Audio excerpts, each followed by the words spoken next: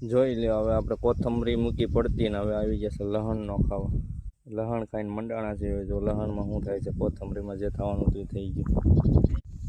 કેવું થાય છે લહણમાં જોઈએ.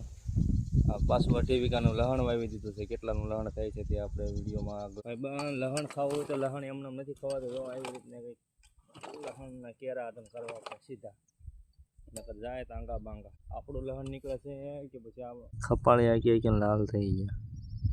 સફેદ લહણ ને લાલ આપ કામ કરવું કે એમ કંઈ લહણ ખાવું કે આસાન ખેલ નથી મારો ભાઈ. કોથમરી મૂકી પડતી ને ઉપાડ્યું છે લહણ મારો ભાઈ. હવે જે થવું એ થાય. લહણ તો કર્યા પાર છે. બાકી જે સરકારને ભાવ નક્કી કરવો હોય તે કરે.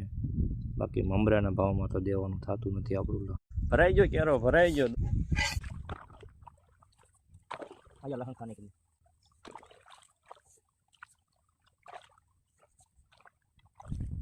લહણમાં પાણી જાય છે એની રીતે, આપણે આપણી રીતે. કાંઈ નહીં, મસાલો અધૂરો ન રહેવો જોઈએ ભજીયા માટે, બરોબર ને. જોઈ શકો ભાઈ, આપણે કંઈ 2-5 લાખ રૂપિયા વાળી જમીન છે ખાલી. ઠેઠથી ઠેઠ સુધી એક બાજુ પાણી હાલે. કોથમીમાં આપણે ઠેઠથી ઠેઠ કોથળા રાખવા પડે. કોથળા રાખ્યા કોથમીમાં ને લહણમાં રાખ્યું ઠેઠ સુધી ખપાળી. આપણને એમ જો પહેલાંમાં આડા સા કરવી તો કંઈક કોથમીમાં સારું હાલ છે, તો ઠેઠથી ઠેઠ કોથળા રખાવ્યા.